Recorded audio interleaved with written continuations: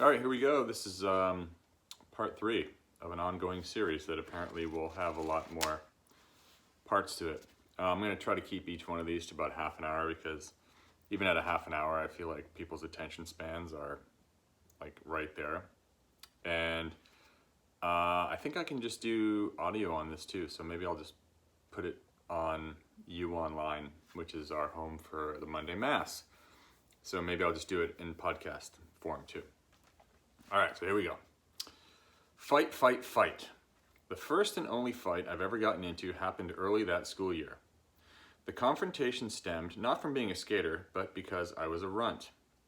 There was a group of jock kids who liked to talk shit and use me as a punching bag, which was basically everyone.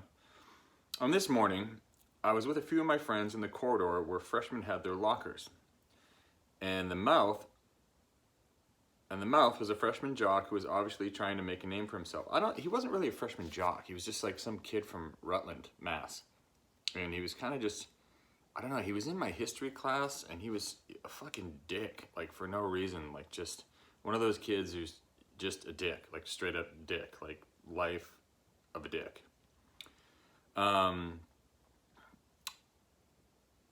The mouth was a freshman jock who obviously was trying to make a name for himself. For some reason, I felt like I deserved some more respect that day. Or maybe it was because of my group of friends razzing me, don't take that horse shit. So you have to understand that at this high school that I was in, at Wachusett Regional High School, there was the freshman corridor, which was nicknamed the Dungeon. And it was basically like a long corridor kind of at the bottom of the school where everyone would hang out in the mornings before the first bell would ring. And occasionally, you'd have all your friends and just be sitting around or standing around with your friends in this corridor, and so just trying to lay out the lay of the land for you.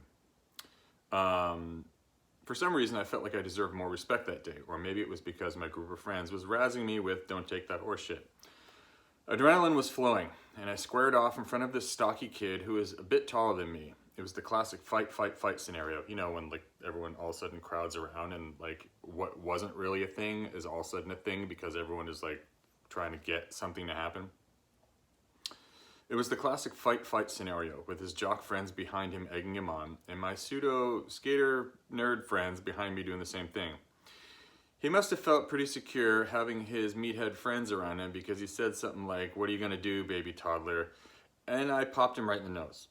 And a second later, he was bleeding, and simultaneously the bell rang. So it's like first period, out of nowhere, I don't even know, I just swung and it connected to this kid. I think there was some pushing before that happened, and I just kind of like windmilled a punch and it hit him in the face, and the bell rang, and then everyone just like split simultaneously. And then I do remember like this is the part where it says, and a teacher came out and broke it up before the kid had time to kick my ass. Like she didn't see any of it. She just was like, "All right, everyone out of here.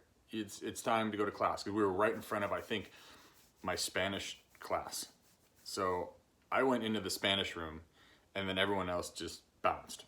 Okay, so I don't recommend fighting. It's stupid, and despite the pats on the back I got, I felt pretty crummy. I don't really remember getting any pats on the back, but I did feel like shit. But then, as I sat in first period and reflected, I have to admit I felt a certain amount of satisfaction for standing up for myself. All 5'1" of me. That was a stretch. I was probably still like 4'7". 3 periods later, I still hadn't been called to the principal's office, and I began to relax, sure that I avoided getting busted by the man. I had gym right before my lunch period, and it was there, in the locker room, that I made a fatal mistake. I took my time changing my clothes. Tied my shoes, and I looked up to see the freshman kid I had popped with an entourage of his redneck jocks from the nearby town of Rutland. There was 4 of them. They were all future farmers of America, destined for careers as gas station attendants from day one, and they were bent on saving this kid's face. They shoved me around, pushed me to the ground, and took turns punching and kicking at me. Nothing too serious physically. They just wanted to scare me, and it worked. After they were through, they picked me up and they stuffed me inside a locker and locked it. So these were full-size lockers in the men's gym, boys' locker room, outside the gym class. So it was like basically there was like the gym, and then this corridor which shared like the nurse's office and then like the gym teacher's individual offices, and then you would walk down this big hallway where the auditorium was, and then there'd be the lunchroom. So it was like right at lunchtime. So like the entire, like everything emptied out of there. It was just like, you know, void. There was no one around because everyone was at lunch. And after they were through, they picked me up and stuffed me inside a locker and locked it. For 45 minutes, I kicked the shit out of that locker trying to escape. I screamed and yelled and banged on the door with my fist, trying to get someone's attention. Finally, I heard a woman's voice. "What's going on in there?" And it was the school nurse, whose office was down the hall. I looked at her through the grate, my foot hanging out of the corner of the locker that I had bent outward. See, I was like kicking, like I finally started to get some movement in the locker, so I started to slowly bend the bottom of the locker out where it kind of like, it wasn't the hinge side, but the other side, because I figured I could just keep bending it, and then I would just like, I could just like slide out. But yeah. So anyways, it was a school nurse whose office was down the hall, and I looked at her through the grate, my foot hanging out of the corner of the locker that I had bent outward. She left. A few minutes later, she returned with the janitor, who liberated me from the sweatbox. Prepared for some sympathy, I stood upright. What I got was a severe verbal beatdown. The nurse was infuriated that she had to enter the boys' locker room, and the janitor was pissed because I'd ruined the locker. Because I wasn't willing to reveal the names of my captors, they thought I'd locked myself in the locker for fun, and I ended up in the principal's office and got suspended a day for skipping class. I didn't get suspended for skipping class. I got suspended for vandalism and destruction of school property. It's pretty crazy. It was like the most traumatic day ever. Had I turned in the redneck mob, I possibly could have gotten off, but I didn't want 6 weeks in intensive care. My parents weren't very happy about how the school handled it, but they were mellow with me and they didn't make such a big deal out of it. Weeks later, after another stimulating day of education, I took the bus home, walked over to the ramp, occupation is half the law of ownership, right? And found a mob of people. I eyed them suspiciously from a safe distance, but realized they knew how to skate and they weren't driving tractors. Definitely not the redneck mob come to lynch me. Word had spread about the ramp's new location. Now this is Finkel's ramp up the street from my house, which used to be Matt Jones's ramp that was in the center of town. Come to find out, they were all kids from Worcester.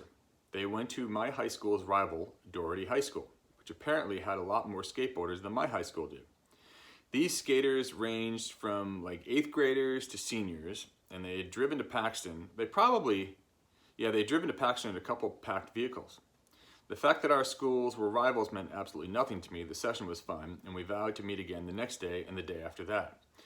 Meeting all the Doherty skaters was a lucky occurrence because a bunch of vert ramps started popping up all around at the same time. And those skaters were the transportation. Jeff Simons and Rob Levine, who lived at the other side of Paxton, built an even more screwed up ramp than Finkel's. It had 6-foot trannies, a foot of vert with cracked pool coping on one side. And that sketchy East Coast width of 8 feet. Not long after that, John Weston, a kid who lived in Holden near my high school, built the first real ramp at 16 feet wide with big decks and pool coping. Then another kid named Mike Lambert built a ramp in his backyard pretty close to that. So there were 4 ramps to choose from. Our skateboarding scene had entered a golden age. I had 2 different crews of skateboarding friends. My high school friends living mostly in Holden, and my new Doherty friends who had cars and came from the big city, Worcester, about 5 miles away from my house.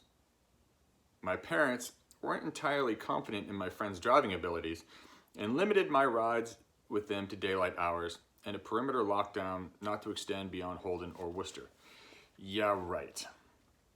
One Saturday, I told my parents I was going skating in Holden, and a few of us drove an hour to go down to Boston in search of skate spots. The older kids I was with knew all the seedy skate spots and music stores.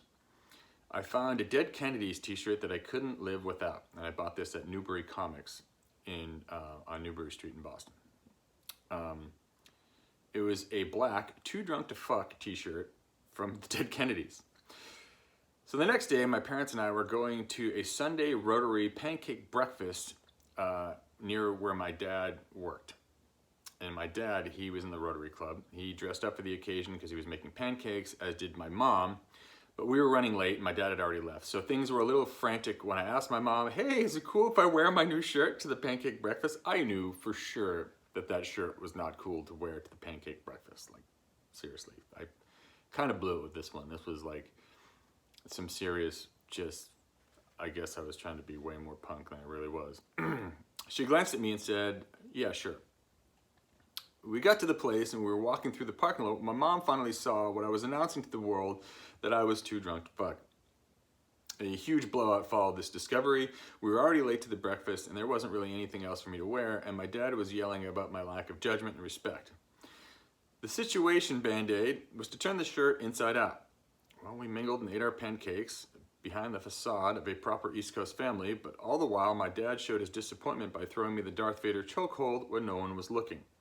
Back home, my mom cut the word fuck out of the shirt and sewed a black piece of material in its place, so it just read too drunk to and with a blank spot. I told my friend the story and I became the too drunk to blank guy, and I loved that shirt. That was one of the few times in my life that there was a bit of a rift in my family, more so with my dad than my dad and me. My mom was like, oh Todd, and my dad was like, you gotta shape up and learn some responsibility. Duh. He wanted me to be like the other kids, but I was a quote-unquote punk rock kid who didn't get good grades. I skateboarded and hung out with a fast crowd and wasn't going anywhere in a traditional sense.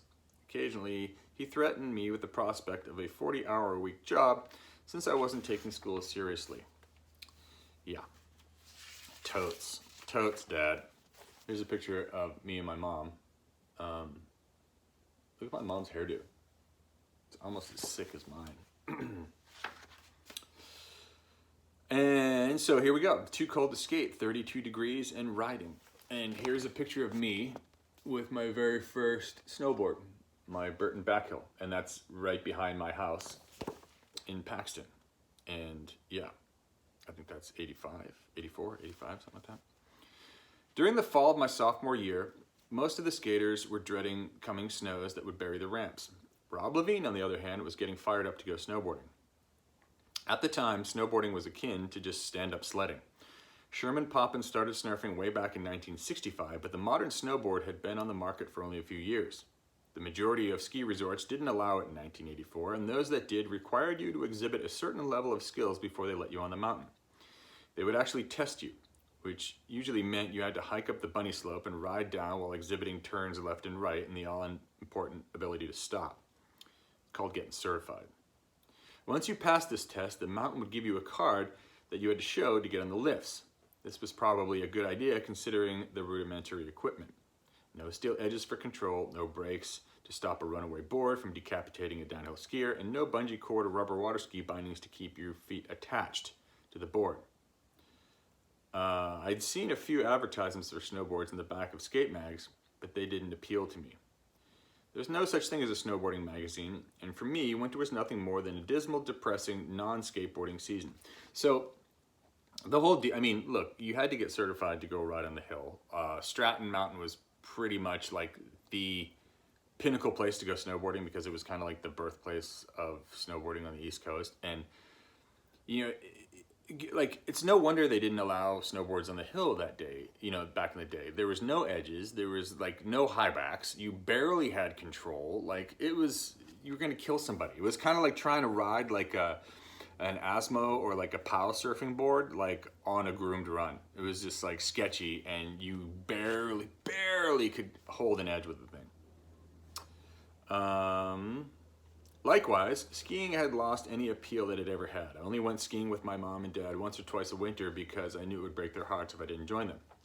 We fought old man winter valiantly to preserve our skateboarding grounds. Around New Year's Day in 1985, the plywood ramps really started to freeze and get snowed on. We did everything possible to deter the deep freeze. We shoveled the ramps, we chiseled away at the ice, and dried out slippery trouble spots by pouring gasoline on them and lighting them on fire just long enough to evaporate the water. I don't suggest that people do that, but we used to do that all the time. Because honestly, in the wintertime, if it was really cold and there had been water on the ramp and the water got into the plywood layers, like your ramps would be so fast in the wintertime, as long as there wasn't like ice on the plywood, but the ramps would be so fast because the moisture that was in the plywood would freeze and they'd be like rock hard, like really good surface. Then we skated the slightly charred ramps until the snows got too deep, and we used to do this all the time. That winter, after I'd turned 15 and hadn't been able to skate for a few weeks, was the first time I'd ever experienced true depression. There were no indoor skate parks to keep me stoked, and as a result, my endorphins went into hibernation. I needed skateboarding bad. The magazines didn't help. They just reminded me that the kids on the West Coast were learning new tricks while my progression was stagnating like a frozen mud puddle. To make matters worse, my parents began to let on that they didn't like some of the kids I ran with because they assumed, correctly, that they were pot-smoking, beer-drinking losers. They weren't losers, they were just teens. It's a little harsh. Rob Levine was the exception.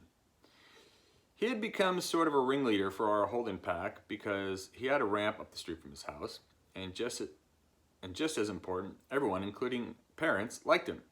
My parents liked Rob's haircut, his clothes, and his sincere, outgoing personality. And to avoid losing my sanity, I convinced them to buy me a snowboard because A, Rob had one, B, because Rob's parents and my parents were friends, and C, it might rekindle my interest in skiing. Not a chance. So they took me to Strand's ski shop in Worcester and bought me the cheapest board on the rack. An all-wood Burton backhill with rubber water ski bindings and steel edges. No, it didn't have steel edges. With rubber water ski bindings and no steel edges. It was the same old story. I had to prove that the board wasn't going to end up in the closet before my parents would agree to buy the top-of-the-line one, which at Strand's was a Burton Elite with steel edges and P-Tex bottom. So that's Rob Levine right there. Rob rode for Burton for a while, and Rob is pretty crucial to my whole being introduced to snowboarding. Like he was the dude. Like I give Rob a lot of credit for, you know, all those kids from Holden, like John J. Blunt, Weston, Mike Eamon, like all these kids, and Rob Levine, especially because Rob was like he had like a hill behind his house in Paxton called Asnabumskit Hill. And it used to be an old ski area in New England, like really, really, really old, like in the 40s. And so it was like this, it was pretty clear cut. So when it would snow, we had a hill to go hike and ride. And Rob actually dragged this quarter pipe up there into the snow. And I think they nailed, they went and stole all the welcome mats from the neighborhood and nailed them all over the quarter pipe so you could pack snow on them and try to make a quarter pipe. I think we actually tried to make a half pipe there too, but like, this is like so far back. I barely even remember. I put on my ski bibs and snow boots and went to a sledding hill behind my house. I gave it 4 miserable runs and I hated it. The bindings made my feet feel claustrophobic compared to a skateboard, but they were loose and sloppy compared to ski boots, the worst of both worlds. Plus, I was soaking wet and cold after falling on my ass repeatedly. I dragged the board home and I chucked it in a snowbank. You can see right here, that's this is from, if you're going in Worcester, Mass, that is the hill by the Worcester Airport. And it was like the way that it was, the irrigation was done, it was like stair-stepped. And I think about it now, and I've thought about this in the past, like you could probably build a pretty decent jump there. At least it seemed really steep at the time. So, hey Grenier, if you go back to Worcester again, maybe you should go check that out. Or Mike Rav. Mike Rav is the grandson of Maurice the Pants Man, by the way. If you grew up in Worcester, you were very familiar with who Maurice the Pants Man was. Anyway, here we go.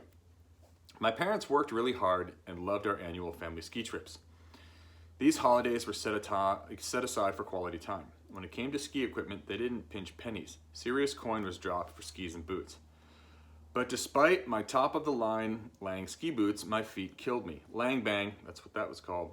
On the East Coast, it can get so cold that your toes freeze up like popsicles. And then they bang painfully against the front of your ski boots. A performance fit meant to downsize and to deal with the pain. Once I got a snowboard, we had to find a mountain that would let me in. Loon Mountain, about a 3-hour drive from Paxton, was one of the first ski areas in New Hampshire to allow snowboarding. One of the first ski areas in New England as well. It was the first real mountain I ever snowboarded at. We showed up in February, and the snow was your typical East Coast polished blue ice, and my Burton backhill didn't have edges. The rudimentary board didn't have high back bindings. That was a new technology that securely locked your feet into a board and greatly improved turning and stopping control. Yeah, I didn't have those either because the backhill wasn't intended for ski resorts. It was intended for back hills. It was made for wide open back hills, golf courses, and powder snow. Without edges or high backs, my board had zero control. Like ice skating without ice skates. Heel side turns were impossible, toe side turns were laughable, but I managed to make it up and down the mountain a few times without running down any men, women, or children, or trees. Getting off the lift was almost sketchier than going down the trail, and my ass was permanently bruised. However, and the next day, much to the relief of my mom and my dad, who had spent the previous day waiting for me to flail down the mountain, I opted to ski. Towards the end of the next day, I saw another snowboarder working the edges of the run where the skiers had scraped the ice into a pathetic version of New Hampshire powder. He made a few turns off the top of a pile of powder, and it looked a bit like a kick turn on a skateboard. This intrigued me enough to trade my skis for one more shot on the board. I got off the lift and headed straight for the softer snow on the side of the run, and managed to swivel my way down the mountain for long stretches without falling. I found I could actually turn left and right in succession, and the feeling was like carving a skateboard with really loose trucks. Still, it took me a half hour to finish a run that I could ski in 3 minutes. It was at once humbling and frustrating, two key elements that I would find to be necessary to maintain focus and revive my excitement throughout my entire life. Before that run, the mountains bored me. Then all of a sudden, I had something new to learn. It ignited a fire in me that changed my entire outlook on winter. When I got home, I put my skis and boots in the closet, knowing I'd probably never use them again. I later sold the equipment to some high school kid, using the money for candy, soda, and various punk rock necessities, like albums, more t-shirts I couldn't wear to pancake breakfasts, and stickers. When my parents found out about the sale after the fact, my dad didn't seem to equate my salesmanship with following in his footsteps. I don't know if he wanted a better life for me or if he just didn't want such an embarrassing child. I didn't fit the all-American kid mold, and I think he was disappointed about that. He grounded me, which probably overlapped with one or two other groundings.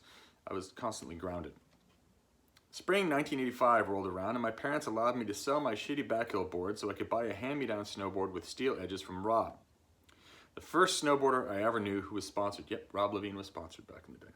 He actually had an ad. There used to be like this, like International Snowboard Magazine was newsprint at one point. It was kind of like a newspaper, and Rob actually had an ad in there. It was pretty gnarly. From Mount Hood, because he and my friend Jeff Simons, Roundy, actually took a road. They flew to Mount Hood and camped at Hood before the camps were there, like 3 years before I ever went to Mount Hood. They basically camped on Mount Hood and kind of rode like the tree line down below Palmer.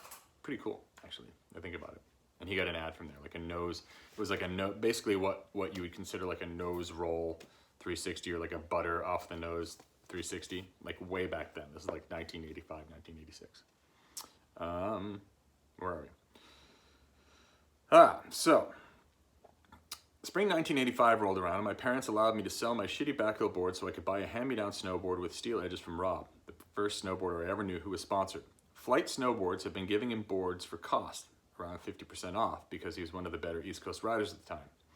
He sold me his last year's model. It was a Swallowtail Flight Comp Rocket at a really good price. I think he sold it to me for like $50, and there it is right there.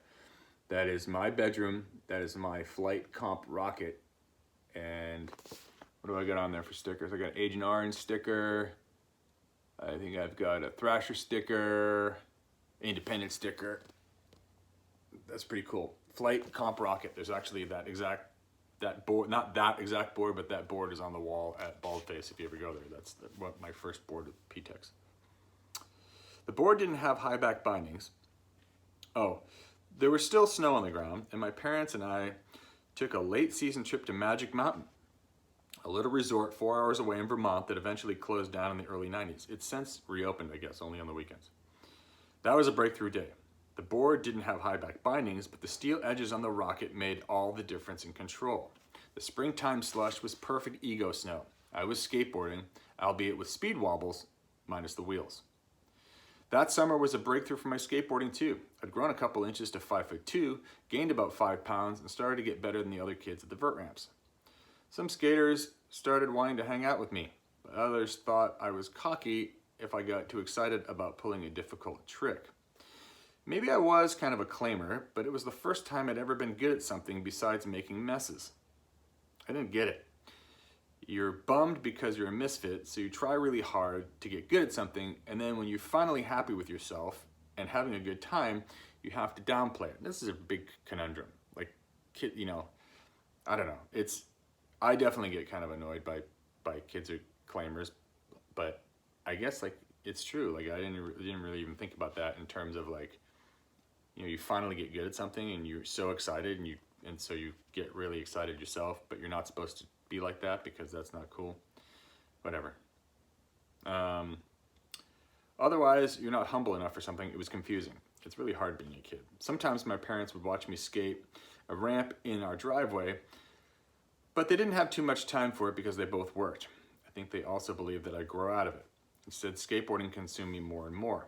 I also dressed weirder and weirder. But it wasn't to rebel against my parents because they were too strict. It wasn't for attention. I just liked it. I had a lot of freedom. My parents didn't really keep me on a short leash. I'd go out and skate as long as I was home. When I said I would be home, it was cool by them. When my junior year of high school began, my parents decided I needed a job to learn the value of $1 and have some responsibility. My grades had really sucked the year before, and I was spending a lot of their money on magazines and skateboard stuff, all of which was supporting a lifestyle I apparently wasn't growing out of. They were thinking college, and that maybe if I had a low-paying job, I'd realize that I would someday want a career. So I took a job as a shrimp peeler and a dishwasher at a local restaurant at the center of Paxton. I would sneak into the freezer and do whippets and eat bonbons until I was sick. And I hung in there for about a week or two before I quit that job. But I told my parents I was still working. This really freed up my afternoons and evenings for skateboarding. Sometime later, my mom went to the restaurant when I was supposed to be at work, and my ex-boss told her that he hadn't seen me in 6 weeks. That night when I came from skateboarding, I faced the Richards Inquisition. They seemed to think I'd been out doing those things parents always worry about. Drugs, unprotected sex, pornography, drinking. But all I did every single day and night was go skating. And since I hadn't been making money from any job, I was forced to sell some of my possessions, like skis and radios and, camera, Walkman, and some of my parents' stuff too, like my dad's old bike. At the time, I rationalized that it was stuff that just sat around and never got used.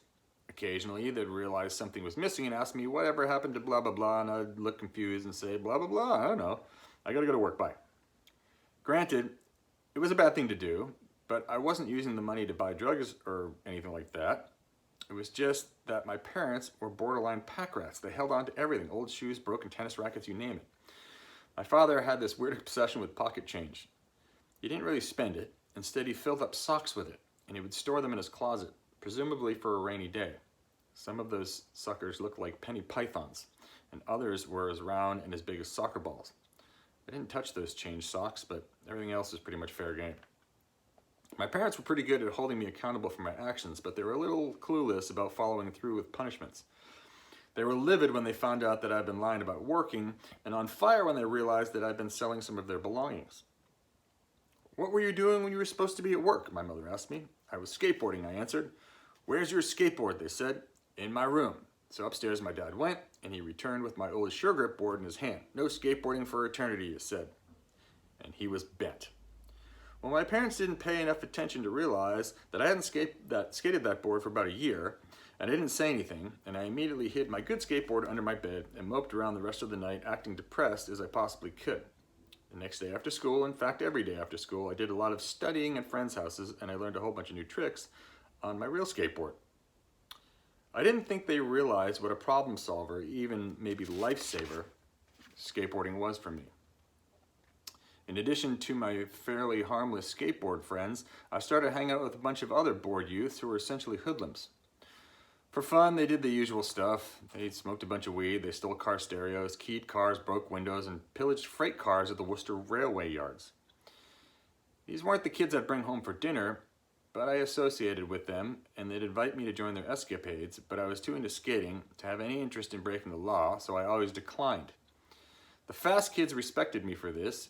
Even though I was smaller than all of them, I could always hold my own as long as a skateboard was involved. I'm going to read one more chapter here. Where are we here? Any pictures? Did I lose any pictures? Oh yeah, here's a street plant. Here's a street plant Smithford. Street plants were really cool back then. I like street plants. Anyway, my high school guidance counselor, junior year, was a short man with a Napoleon complex. He hated everyone, especially at me. At 5'3", I could look him straight in the eyes. He moonlighted as the driver's ed teacher and made us watch all the bad movies. Blood flows red on the highway and black ice. Scare tactics regurgitated from the 60s. Use your turn signal or you will die. Driver's ed required 15 hours of behind the wheel time, but I drove with Mr. Napoleon only once. His name was actually Mr. O'Connor. He's my guidance counselor, Mr. O'Connor, and he was very short. But I only drove with Mr. Napoleon only once, which amounted to about an hour. And when the class ended, I went to his office to see what I had to do to make up for the missing 14 hours, and he was locked into battle with a girl who was trying to put together a schedule of college prep classes for the next 3 semesters. Holding my behind-the-wheel sign-in sheet, I hung back and waited my turn. The girl finished with the college stuff and handed him a piece of paper saying, "Oh, by the way, can you please sign this?" "Okay, give me that," he said, and scribbled his signature. Then he looked at me and said, "What, you got one of those too?" And he signed off for the entire 15 hours. This is 100% true. I had one behind the wheel of driver's ed and somehow just slipped through cracks. No, not a good driver. I got my learner's permit and I was the sketchiest driver in the world. I narrowly missed catastrophe a dozen times, pulling out in front of cars, stalling while turning left into oncoming traffic, and rolling through pedestrian-occupied sidewalks. If my parents needed something from the store and I was driving, they'd rock, paper, scissors to see who had to go with me. So for good reason, I was forbidden to get my license until I could prove myself behind the wheel. It wasn't so much for my own personal safety, it was more for the world at large. Finally, 4 months later, my dad took me out on an intense day of pre-driver's test training.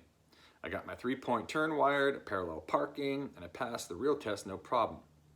A week later, I had my first opportunity to solo when my mom ordered pizza and dangled the keys in front of me. As soon as I was faced with pulling out onto busy Route 122 in Paxton by myself, I seized up. 10 minutes passed before I got the balls to pull out into oncoming traffic. I would later grow into a fast and calculated German automobile driving connoisseur. Some might call me an Audi snob. 100%. All right, I'm gonna leave off for today.